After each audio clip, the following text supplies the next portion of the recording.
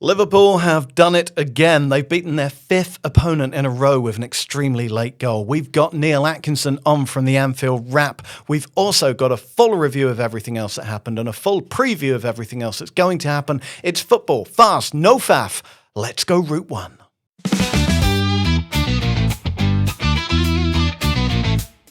All right, how are they doing this? Something's afoot here, and that foot smells bad.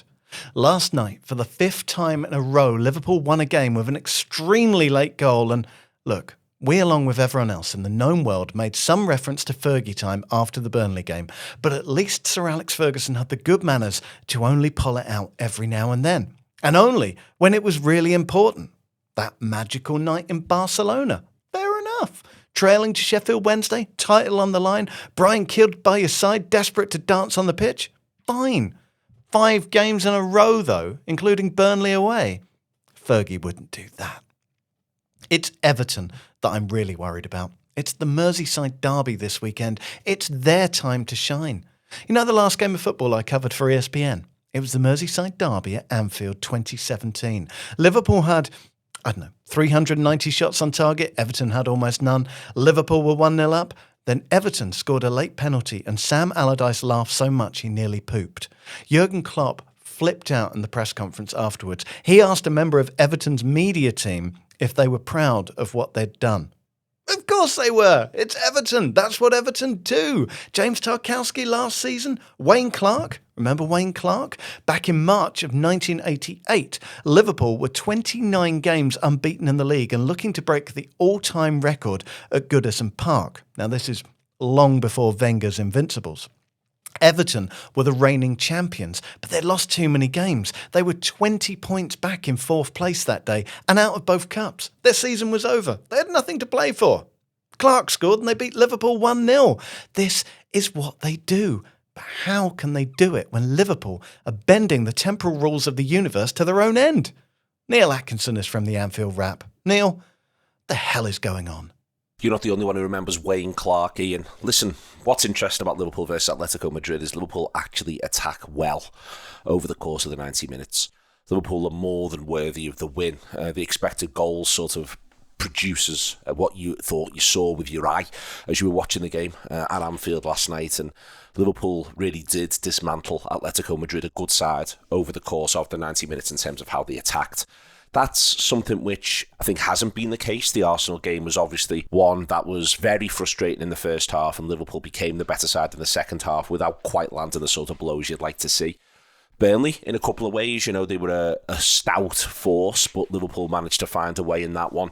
Bournemouth, Liverpool play well, and it's only really that they knock off around the hour mark that lets Bournemouth back in, and we can see that Bournemouth are a good side, and Newcastle was its own unique thing. The Atletico Madrid win is actually one which has given me the most confidence moving forward for this Liverpool side. The most confidence that soon they may not need to score after the 80th minute in order to get a result. It will be very good if that could start happening soon, and Saturday's a perfect time for it. Listen, the Blues are chipper, rightly so. They're having a really good time at the moment. The 3 behind the 1 that they've got in Grealish, Dewsbury Hall and Ndiaye.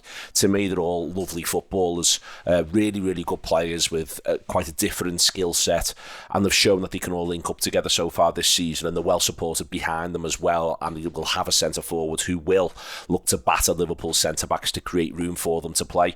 So should be a good game, the Merseyside derby, but that, if anything, makes me feel as though Liverpool should be able to find a way through.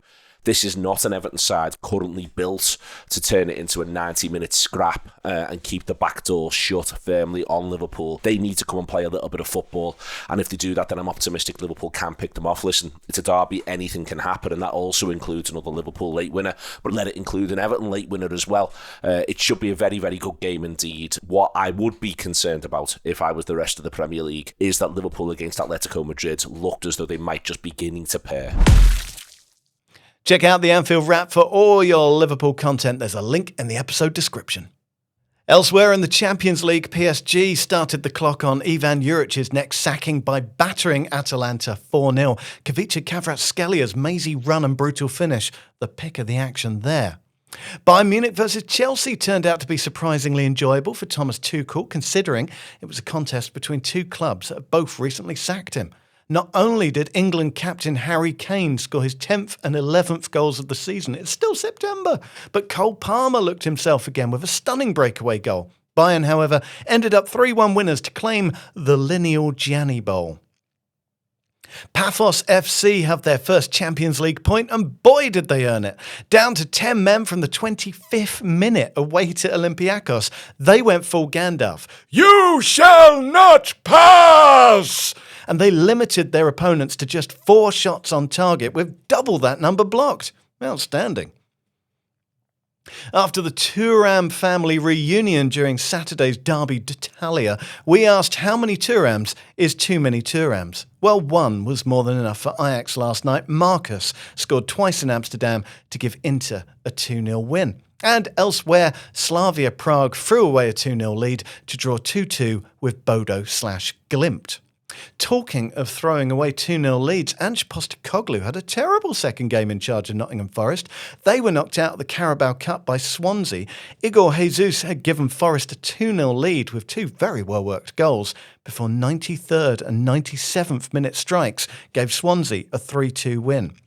Forest have conceded 3 goals in each of their last 3 games. They need to shape up fast. The BBC is reporting that Vitor Pereira is to be offered a new contract at Wolves, and a deal could be signed before the weekend. Now that's interesting because they play Leeds this weekend. It's already a crucial game because Wolves have lost 4 from 4 this season. Now, very few managers are afforded this sort of loyalty. Very few managers can lose 5 games on the spin at this level. Pereira's current deal expires at the end of the season, and I am generally one who applauds patience and stability at football clubs. But this does feel like a bit of a gamble. I'd want to get Saturday out of the way, get 3 points locked in before I offered a manager something like this. I like Pereira. He connected with the club almost instantly. He's popular with the fans, and he enjoyed that 6-game winning streak last year. But then Chris in the writers' room reminded me who those wins came against. Southampton, West Ham, Ipswich, Tottenham, Man United and Leicester. I don't want to say that you pretty much just had to turn up to beat that lot last season. But you didn't have to do a lot more. This is either the noblest vote of confidence I can recall in the Premier League era, and a gesture that will be rewarded with a return to form, or it's just Wolves needlessly increasing Pereira's payout ahead of his inevitable November sacking.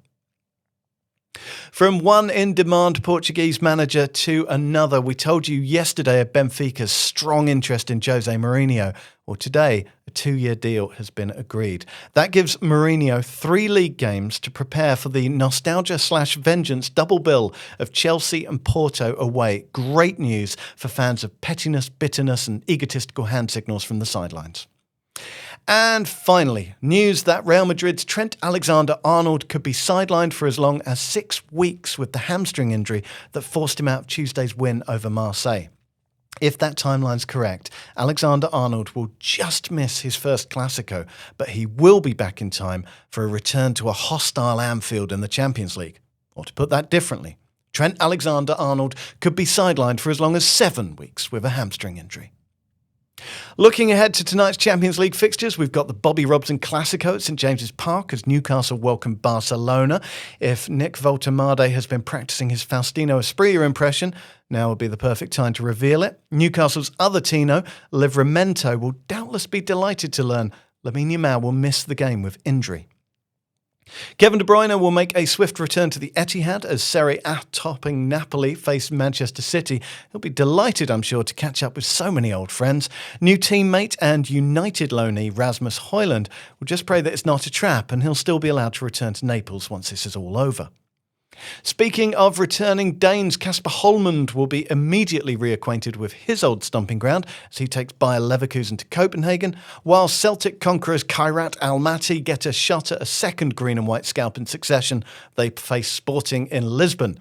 And finally, Club Brugge play Monaco and Eintracht Frankfurt have Galatasaray.